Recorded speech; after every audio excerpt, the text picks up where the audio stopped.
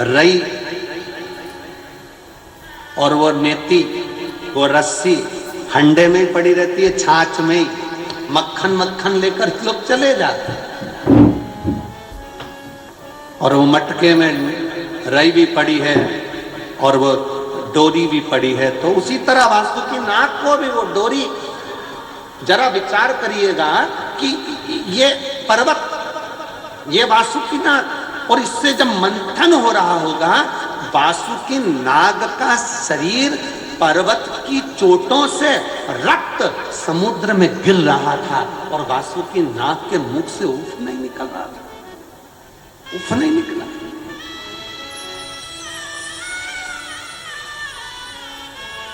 मंथन हो रहा है, रस्सी बंधी है, सांप की रस्सी वासुकी नाग की, और वासुकी नाग, अब पत्थर तो पत्थर है, पर्वत तो पर्वत है, पर वो नाग तो कोमल है ना, सर्प तो कोमल है ना। जब वो खींच रहे थे, इधर असुर उधर देवता, दोनों खींच रहे हैं उसको, इधर से कोई उधर से खींच रहा है, और वासुकी नाग के शरीर का रक्त समुद्र में गिरता जा रहा है। वासुकी नाग की ओर कोई नहीं देख रहा था, सबको अमृत चाहिए था, सबको अमृत प्राप्त करना था, सबको अमृत चाहिए, बस खींच रहे हैं, खींच रहे हैं, और उसका रक्त पूरा समुद्र में जा रहा, पूरा रक्त समुद्र। और समुद्र के अंदर जब रक्त जाता गया जाता गया जाता गया, वासुकी नाग के पास में देव ऋषि नारद आकर बोले, नाग वासुकी, तेरी चमड़ी छिल गई, रक्त समुद्र में जा रहा है और अभी तो अमृत नहीं निकला है, और कितना घिसाएगा, तेरा शरीर बेकार होता चले जा रहा है, तुझे कष्ट नहीं हो रहा? वासुकी नाग कहता है, मैंने शंकर जी की जब आराधना करी थी, शिव ने कहा था दुख आएगा, कष्ट आएगा, चिंता मत करना, आखिरी में शिव तुझे मिल जाएगा और जगत में पुजवा देगा। कौन सा सर्प है जो पुजाता है? भगवान नारायण जिस शेषनाग की सैया पर सोते हैं, वो सर्प की भी पूजन नहीं हो पाती। केवल एक सर्प है, वासुकी नाग, जो शंकर जी के गले में पड़ा हुआ है और शिव की पूजन होती है। तो आज भी शिवपिंडी पर, शिवलिंग पर शाम को आरती में सर्प लगाया जाता है, वासुकी नाग लगाया जाता है, और उसकी भी पूजन करी जाती है कि ये जिसने अमृत दिया, लक्ष्मी दी, माणिक दिया, मोती दिया, सारा रतन दिया है उसने, और अपने आप को पूरा बर्बाद कर लिया उसने, सब कुछ दे दिया।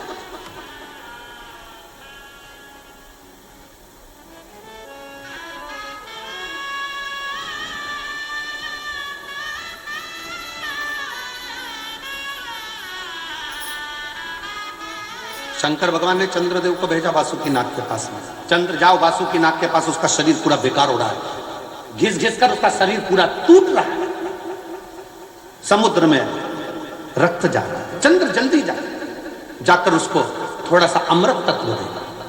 चंद्र दौड़ कर गया और जाकर चंद्र ने जैसे वासुकी नाग को देखा, देखकर वासुकी नाग को देखकर शंकर जी के पास आकर बोला, शिव जी, मुझे तो नहीं लगता कि वासुकी नाग बच पाएगा, वासुकी नाग की स्थिति बहुत गड़बड़ है, बहुत गड़बड़ है। बड़े से बड़ा रोग हो जाए, कैंसर जैसा रोग, थायराइड, बीपी, शुगर, ये वो सारे रोग, किडनी, लीवर, सब डॉक्टर भी कह दे कि ये बचना मुश्किल है, वही की वही चंद्रदेव ने कहा, मुझे नहीं लगता कि वासुकी बच पाएगा, उसका शरीर बहुत बेकार हो गया, पूरा बेकार।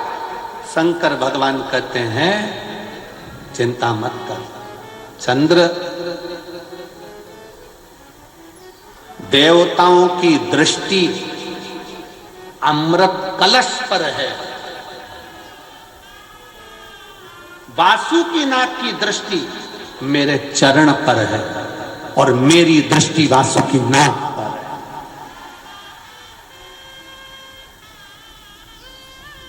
देवताओं की दृष्टि अमृत पर है, निकले अमृत, अमृत प्राप्त हो। जब पिता दुकान पर से आता है, ऑफिस में से आता है, बाहर गया है चंडीगढ़ दिल्ली और वहां से आता है, तो बच्चों की दृष्टि पिताजी के बैग पर रहती है, झोले पर रहती है कि पिताजी क्या लेकर आए। पत्नी की दृष्टि उसके चेहरे पर रहती है कि मेरा पिया कैसा लग रहा है, मेरा पति कैसा लग रहा है। और घर में एक बुजुर्ग माँ बाप होते हैं, उनकी दृष्टि बेटे के चेहरे पर नहीं, बैग पर नहीं, बेटे के पेट पर होती है कि मेरे बच्चे ने कुछ खाया कि नहीं खाया।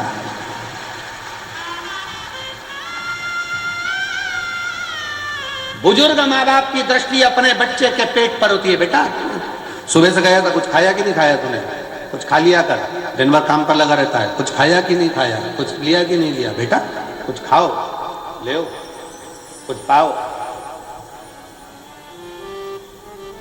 हम कहेंगे आज भी हमारी माँ का फोन आता है ना, हमारी मम्मी का फोन आता है, इतना जजमान लोग सारी व्यवस्था करते हैं, सब कुछ अच्छा रखते हैं, ऐसा नहीं कि कोई कमी रहती है, पर फिर भी यजमान के यहाँ रहने के बाद भी हमारी माता जी का जब मम्मी का फोन आता है तो हमेशा एक ही बात कहती है, बेटा कुछ खाया कि नहीं खाया, कुछ पाया कि नहीं पाया, भूखा तो नहीं।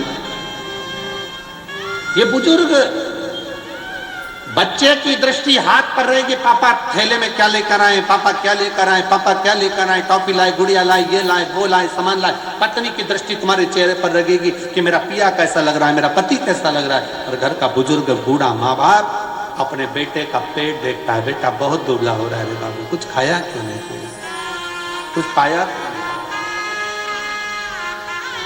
तूने कुछ खाया क्यों।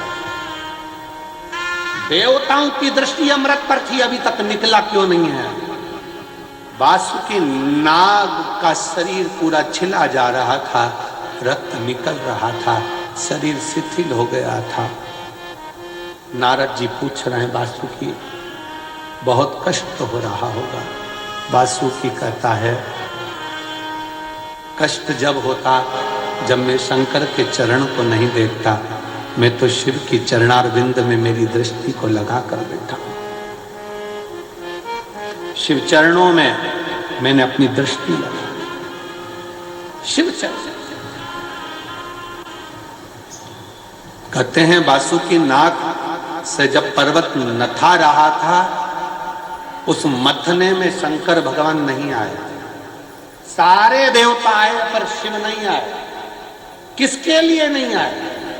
क्योंकि जिसके शरीर पर कष्ट हो रहा हो, मेरा अपना रो रहा हो, उसको संभालेगा, उसको साधेगा। सारे देवता अमृत के कलश को पाने के लिए वासुकी नाग की रस्सी बनाकर मथ रहे, पर मेरा शंकर उस मथने में नहीं आया। वो वासुकी नाग को देखता रहा, देखता रहा, देखता रहा। और आखिरी में जब शिव जी ने देखा कि अमृत लेकर सब चले गए, वासुकी नाग शरीर शिथिल होकर कोने में पड़ा हुआ था, तब शिव जी ने जाकर पार्वती से कहा, पार्वती देखो, हे पार्वती, तूने मेरे गले में फूलों का हार डाला था, पर पार्वती आज मैं चाहता हूं मेरी जिंदगी की एक शादी और हो और तू फूलों का हार नहीं, ये वासुकी नाग का हार मेरे गले में डाल। ये वासुकी नाग का हार मेरे गले में, पार्वती तू मेरे।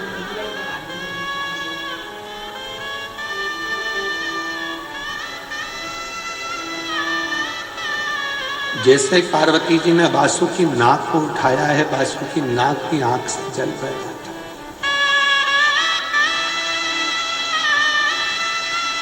मां, कौन पुण्य मैंने करा होगा, मैं तो चरण में रहने के लायक भी नहीं हूं, सांप हूं। लोग स्वप्न में भी सांप देखते हैं तो समझ में आता है कि काला। मरे हुए मुर्दे को, अर्थी को देखते हैं तो खुशियां मनाते हैं कि मुर्दा दिख गया, मतलब कोई शुभ सगुन है। पर सांप दिखे तो भी लोग कहते हैं कि बेकार। कालो मेरे जैसे जीव को मां तू हाथ में उठा, तू हाथ मां, मुझे केवल अकेले शंकर जी का चरण नहीं चाहिए मां, मुझे तेरा भी चरण चाहिए, तेरा भी चरण। वासुकी नाग ने जैसे ही कहा तो पार्वती जी की चेहरे पर थोड़ी सी मुस्कुराहट आई।